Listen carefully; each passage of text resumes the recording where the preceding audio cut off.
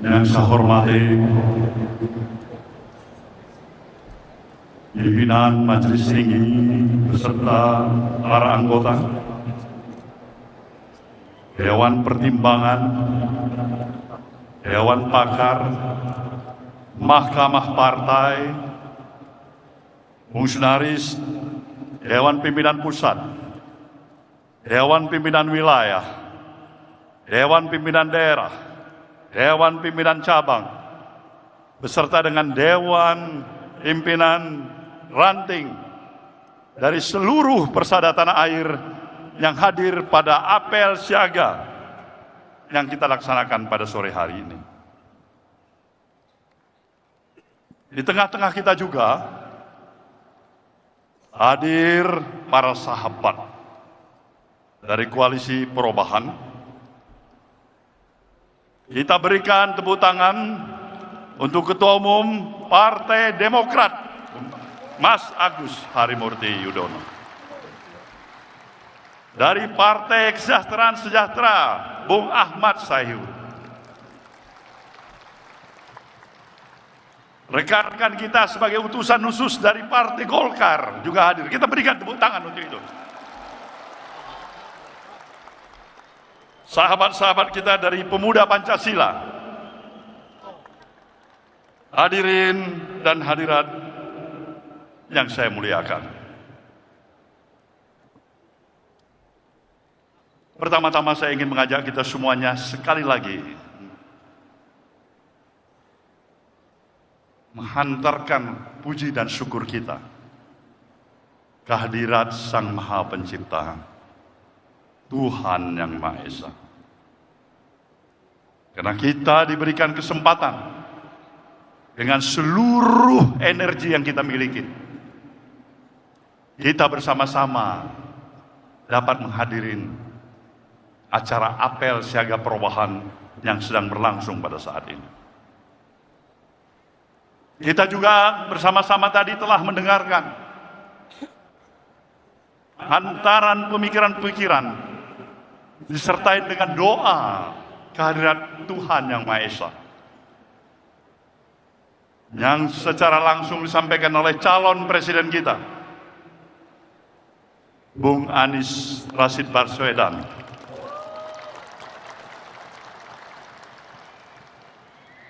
yang datang bersama dengan Ibu.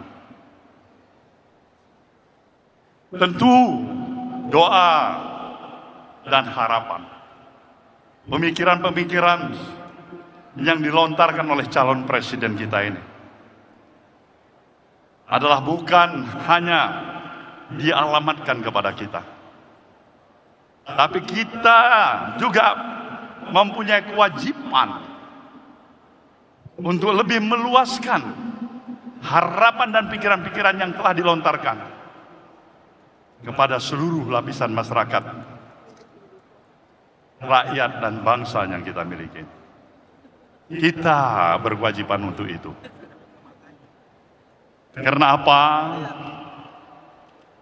Karena sesungguhnya lah kita yang memiliki negeri ini, negeri yang kita cintai ini, negeri yang begitu indah, negeri yang memiliki begitu luas wilayahnya, tidak kurang daripada hampir 2 juta kilometer persegi.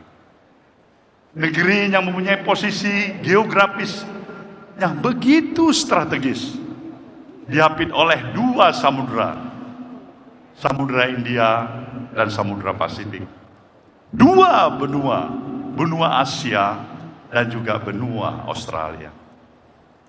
Kita juga dapat menyatakan kita adalah negara kepulauan yang paling terbesar di dunia, karena kita memiliki lebih dari 17.000 pulau-pulau yang ada di negeri kita. Kita juga jelas mengetahui negeri kita ini mempunyai kontur dan struktur tanah yang subur. Mineral reserve kita, sumber daya kekayaan alam kita, Allahu Akbar, luar biasa. Kita juga memiliki luas panjang pantai kita nomor 2 terpanjang di dunia. Kita juga memiliki jumlah penduduk kita sekarang ini yang hampir mendekati 280 juta. Itu artinya kita memiliki jumlah kebesaran penduduk nomor 4 yang terbesar dari negara-negara yang ada di dunia pada saat ini.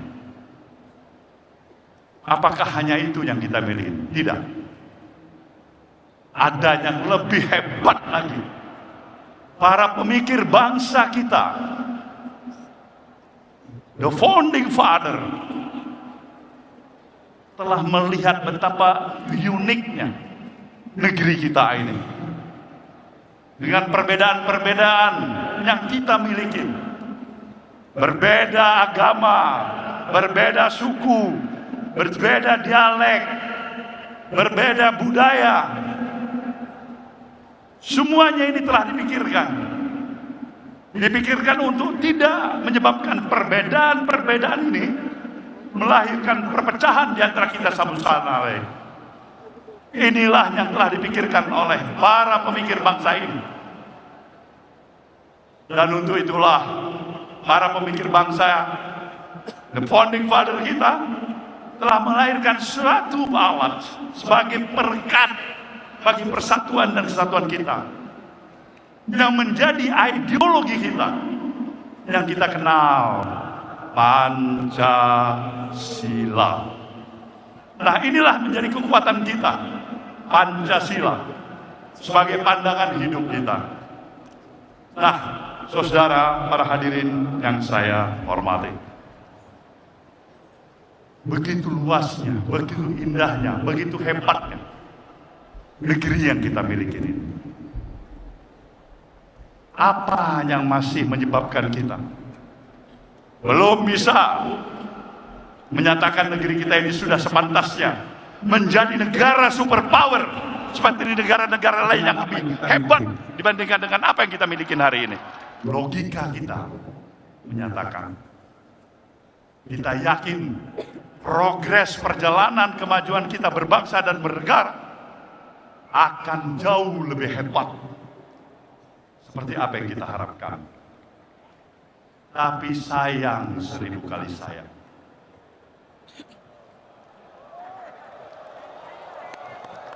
sayang, 1000 kali sayang, harapan belum menjadi kenyataan.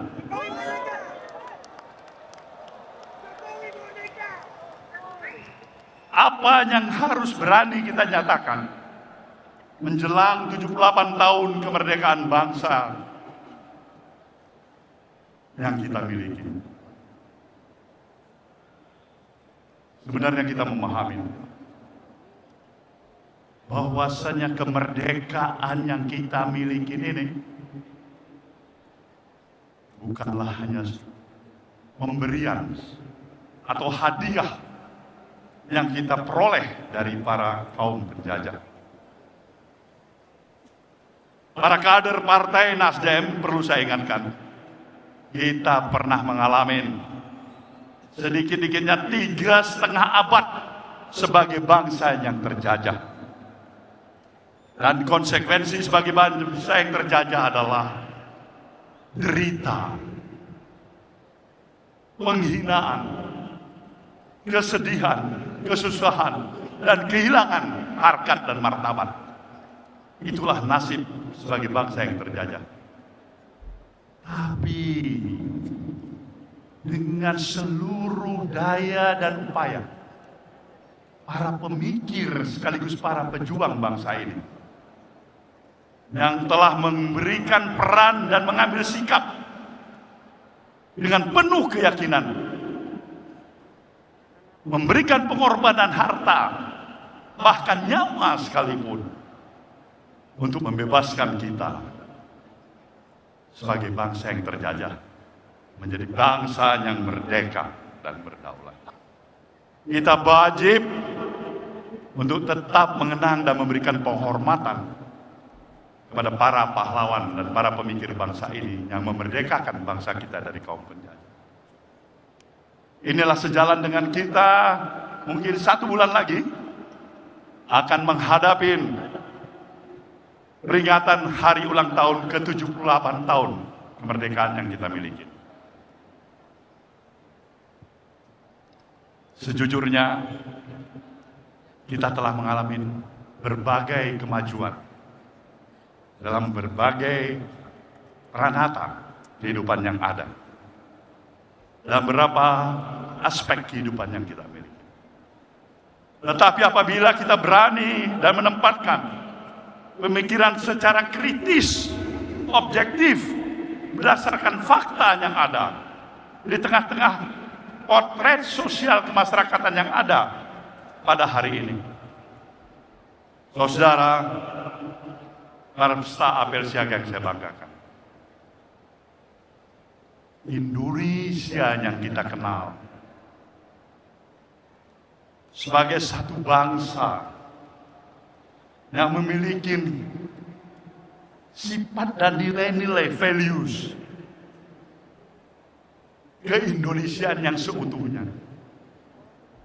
Bangsa yang penuh dengan ramah tamah, sopan santun, mengenal tempo selero, ajas kepantasan, kepatutan, budaya malu, penuh dengan spirit kegotong royongan. Hari ini kita sudah hampir sulit untuk menemukan karakter sejatinya bangsa Indonesia seperti apa yang kita kenal seperti itu. Bangsa kita telah berubah. Hari ini dari semangat yang penuh dengan rasa kegotong royongan dan kebersamaan, semangat kekitaan, berubah menjadi bangsa dengan semangat keakuan individualistik yang menghargai nilai-nilai transaksional, materialistik, yang serba pragmatis. Dan itulah Indonesia hari ini. Kita terjebak pada pragmatisme, kita terjebak dari sikap yang penuh keterus-terangan, menjadi bangsa yang penuh dengan kepura-puraan atau munafik. Dan itulah kita, Indonesia hari ini. Nah, inilah yang menjadi dasar filosofis pemikiran kenapa kita harus melakukan gerakan perubahan, untuk melakukan perubahan yang berarti dan mendasar dalam perjalanan kehidupan kita berbangsa dan bernegara. Kita sayang pada bangsa ini. Kita sayang kepada para pemimpin yang ada di negeri ini. Kita punya komitmen moral untuk keberhasilan pemimpin yang kita dukung dan usung menjadi presiden negeri ini. Tapi bisa saja niat baik akan diartikan dengan penuh kesalahpahaman dan salah pengertian, dan kita terima itu, saudaraku semuanya. Tapi bukan berarti kalau memang niat baik, kesalahpahaman, salah pengertian, kemudian kita merasa terjepit, tertekan, tertindas, terhalangin, kemudian kita menyerah. Kemudian kita menyerah. Kemudian kita menyerah. Bukan. Kita katakan, insya Allah kita belum menyerah.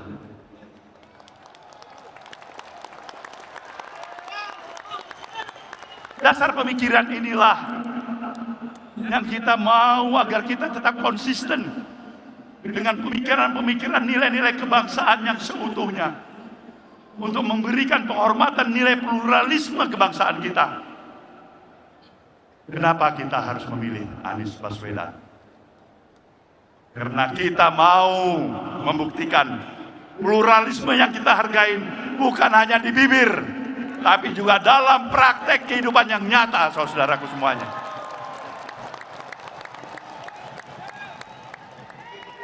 Pemikiran dinamis, moderat, dan penuh dengan konsistensi pemikiran dalam rasa membangun keindonesiaan yang seutuhnya, wajib terus-menerus kita perjuangkan. Maka dalam kesiapan kita menghadapi pemilu pada 2024 yang akan datang, saya ingin menyerukan dari tempat ini